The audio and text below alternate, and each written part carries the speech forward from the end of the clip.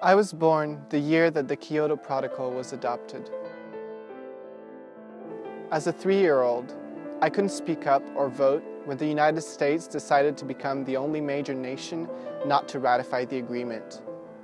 I couldn't protest when ExxonMobil spent millions of dollars denying the research of its own scientists on how burning fossil fuels would affect my generation.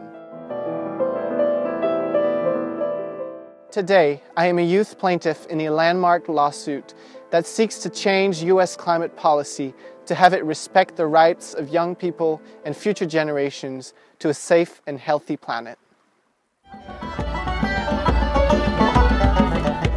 I grew up in a sustainable family farm in the hills of Oregon. Almost all of the food we eat comes from right here.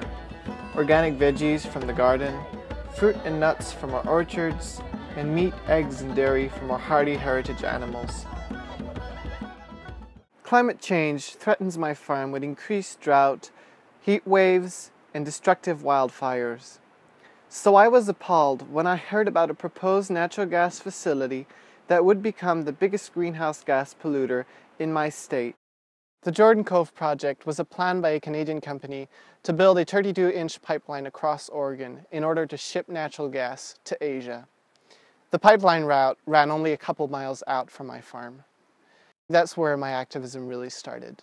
I began to use my voice to speak up about the negative impacts that the pipeline would have on the future of Oregon youths, and to advocate for renewable solutions at my state capital. We are talking enormous investments in infrastructure that will continue to leak methane and burn fossil fuels for the next 50 years. This is not economics, this is madness. The legislation has failed to act decisively. Whatever age you are, wherever you are, get involved on a global level, on a political level. I wrote newspaper articles, lobbied my senators, and fasted for 5 days in Washington, D.C.